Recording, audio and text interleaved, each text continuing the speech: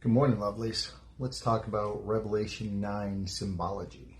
Jesus, coffee.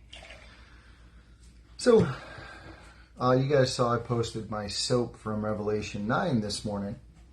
And really powerful chapter. A lot going on in that chapter, and there's a lot of symbology in that chapter. And why do I say there's a lot of symbology? Because John didn't understand what he was seeing. Imagine being the pilgrims. We just went through Thanksgiving. Imagine being the pilgrims, being time warped forward to seeing an aircraft carrier. And, F-18s being launched off of an aircraft carrier. Man, you wouldn't have a clue. Excuse me, glasses all over the place. You wouldn't have a clue how to even describe that. Because you wouldn't know what a jet was. You wouldn't know what a plane was because you were a pilgrim. Planes didn't exist. Jets didn't exist. So you wouldn't have a clue how to explain that. And I have a feeling that that's very similar to what John was experiencing. He didn't know how to explain what he was seeing. God gave him the words and he did a good job. So I want to go through a couple of the areas of in Revelation 9 and what that actually is symbolic of. So let's start straight away from the first verse.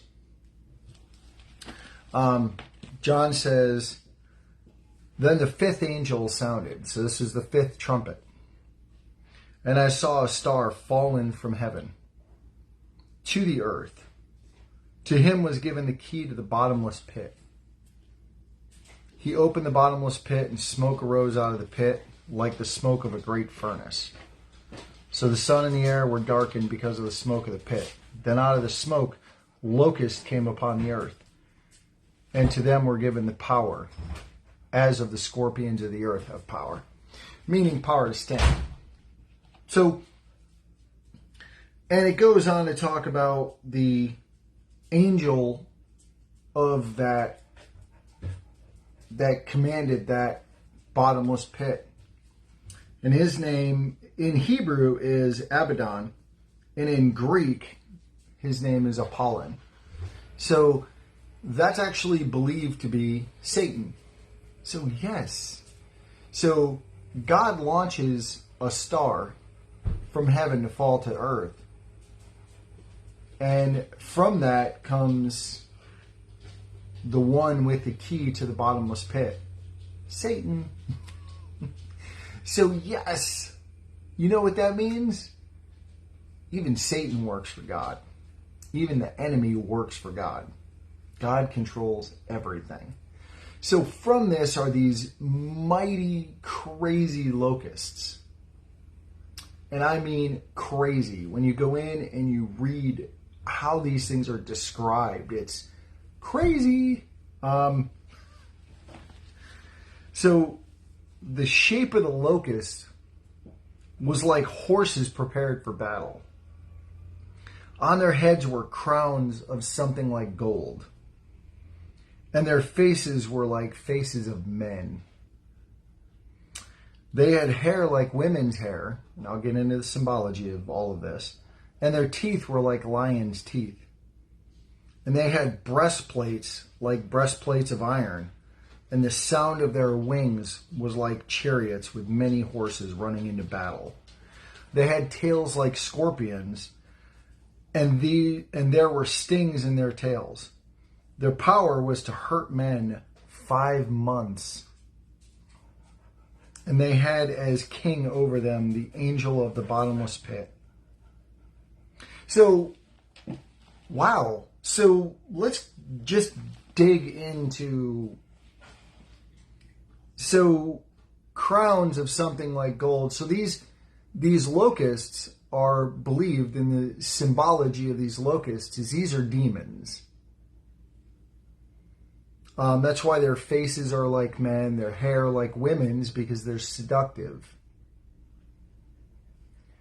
And their teeth are like lions.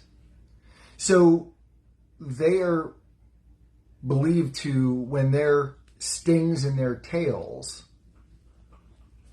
and I'll get into another plague that's coming. So they were to hurt men for 5 months, and it was severe physical and mental anguish that their victims were going to survive for 5 months. And yes, I say survive because those that were dealing with this were going to wish for death, but death will flee. They will not die. They will be mentally and physically anguished for 5 months and suffer, be tortured for 5 months. So these are believed to be demons that are going to torture the unbelievers. Because in verse 4, it says, but only those men who do not have the seal of God on their foreheads, which will be the 144,000, 12,000 from each of the 12 tribes. 12,000 men each, 12 tribes, 144,000 will have a mark on their forehead. That they are the messengers of God. So let's fast forward, because that's just scary. I mean, I look through that and I'm like, oh, kind of reminds me of my past life, because torture and anguish, fear, anxiety, all of those things are going to be survived. So I want to go into the sixth angel. And I want to go into the symbology of what they're talking about in the sixth angel. Moreover, I want to focus on the horses, because with the sixth trumpet, the death, it's going to be 200 million men, riders on horses. But it's not going to be the riders that are going to be lethal. It's actually going to be the horses that are going to be lethal. How's a horse going to be lethal when it's got a rider on its back? This is how, listen. So the four angels who had been prepared for the hour and day and month and year were released to kill a third of mankind. And this is verses 13 through 20. I'm not going to read all of it, but now the number of the army of the horsemen was 200 million. I heard the number of them. Thus I saw the horses in the vision. Those who sat on them had breastplates of fiery red, hyacinth blue, and sulfur yellow. And the heads of the horses were like heads of lions. And out of their mouths came fire, smoke, and brimstone, or sulfur. By these three plagues, a third of mankind was killed, by the fire and the smoke and the brimstone which came out of their mouths. For their power is in their mouth and in their tails, for their tails are like serpents, having heads, and with them they do harm. So I want to get into the symbology of that, because when I dug into the commentary, I loved what the commentary talked about with symbology of that. So there, in this, it talks about that's symbolic. Those horses and those plagues are symbolic of false teaching. Death will come from the mouth and the tail, which is like a serpent. Symbolic of false teachings. And here's what he says. Their power is in their mouth. May indicate that this delusion will be presented with all the persuasive eloquence of speech. False teachings, guys, The weak sheep are going to be led astray and they're going to be stung. Power of death is going to come from, they're going to go to church and they're going to hear what they want to hear. They're going to get their ears tickled.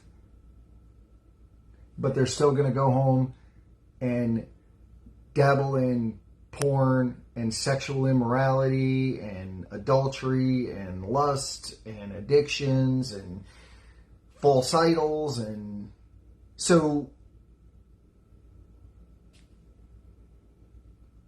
it's going to come in the form of eloquent speech from false teachings, and they're going to follow those false teachers, and the power is going to come in the sting of the tail. So we need to be careful who we're listening to, what we're listening to. Because, guys, that's danger. And here's the thing. This is going to happen to those that are left behind. So those who are walking apart from Christ and have rejected Christ post-rapture. I mean, there's thoughts whether the rapture is going to be pre-tribulation, post-tribulation. Who knows? He knows. We have to live every day like it's going to be our last on earth, because he's going to come like a thief in the night, and he's going to call his church to meet him in the clouds, and it's going to be in the blink of an eye that it's going to happen.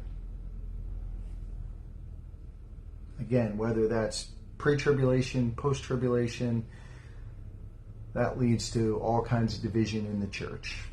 Much like the beliefs of foreknowledge by God, those who he foreknew, whether it's predetermination, predestiny, or, Calvinism and Arminianism is really what I'm referring to.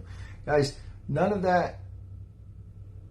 of that is division. That's all Satan, and that's all trying to divide the church. That's why I put zero weight into that, as you should put zero weight into that. The important thing to put weight into is that relationship with you and Jesus. And put the nose in here. Get the nose in the Bible. Get to know him. Build that relationship. Establish that relationship. Drive that relationship home. Get that in here. So you can be one of those crazy people. Trust in Jesus. I'm one of those crazy people. So, I love you guys. Again, it's not about religion. It's about relationship, guys. Vertical relationship. Him and you. He loves you. That's why he wears the only scars in heaven. On his hands and his feet and his sides. And his side. He wore those scars for you. And he'll wear those scars. He's waiting for you to come to him and accept what he has for you, so that you can go home and see those scars. Don't decide to see those scars at the judgment seat. Look in him, not apart from him. I love you. We'll be back tomorrow with whatever Dad wants to talk about. It's an adventure every day.